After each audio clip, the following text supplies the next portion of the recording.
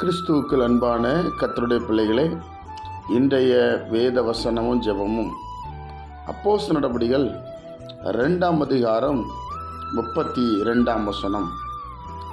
இந்த இயேசுவை தேவன் எழுப்பினார், இதற்கு நாங்கள் எல்லாரும் சாட்சிகளாய் இருக்கிறோம் என்று அப்போஸ்தலர்கள் பலமாய் சாட்சி கொடுத்தார்கள்.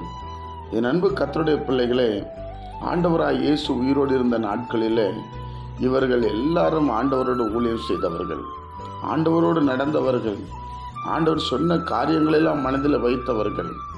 ஆண்டவர் ஒரு சூழ்நிலை வரும்போது, மரணம் அவருக்கு நெருங்கும் பொழுது மரித்து உயிரோடு எழும்பினதை குறித்து சாட்சி சொன்னார்கள். அதுதான் சுவிசேஷம். கர்த்தருடைய நாமத்தினால நாங்கள் சாட்சிகளாக இருக்கிறோம் என்று தைரியமாய் பேசுகிறார்கள். காரணம் என்ன? அப்போஸ்தலர் 2ஆம் அதிகாரம் 1ஆம் வசனத்திலிருந்து வாசிக்கும் போது, பெந்தேகோஸ்தே நாள் வந்தபோது அவர் எல்லாம் பரிசுத்த ஆவியில நிரப்பப்பட்டார்களாம். அப்போ சாட்சி வந்துருச்சு. பரிசுத்த ஆவியில நிரம்புகிற ஒரு அனுபவம் நமக்கு இருக்க வேண்டும். கர்த்தருடைய பிள்ளைகள் பரிசுத்த ஆவியில நின்று ஜெபிக்கிற ஒரு பலன் நமக்கு வேண்டும். அதைத்தான் நாம் கர்த்தரிடத்தில் கேட்க வேண்டும். இதற்கு நாங்கள் எல்லாரும் சாட்சிகளாக இருக்கிறோம்.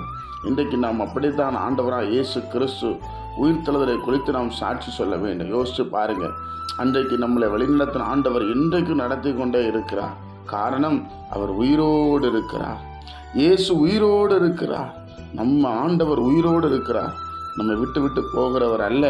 பிரச்சனை வந்தால் நம்மளை பிரச்சனை விட்டு கண்டுகொள்ளாதவர் அல்ல. நம்மோடு உயிரோடு இருக்கிறவர்.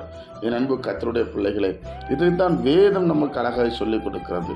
இந்த இயேசுவை தேவன் எழுப்பினார். ஏன்னா அவர் உயிரோடு இருந்த நாட்களெல்லாம் பிதாவாகிய தேவனை மகிமைப்படுத்தி கொண்டே வந்தார்.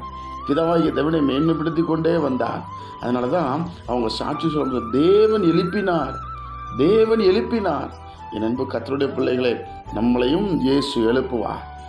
நம்மளையும் இயேசு எழுப்புவார். ஏன்னா அவர் மரணத்தை ஜெயித்தவர், மரித்து உயிரோடு இருக்கிறவர், மரித்து உயிரோடு எழுந்தவர். பிரியமானவர்களே, பயப்படாதீங்க.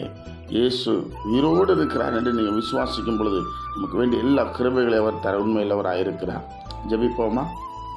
பிதாவே, உம்முடைய குமாரன் இயேசு கிறிஸ்துவின் நாமத்தில் நாங்கள் வருகிறோம்.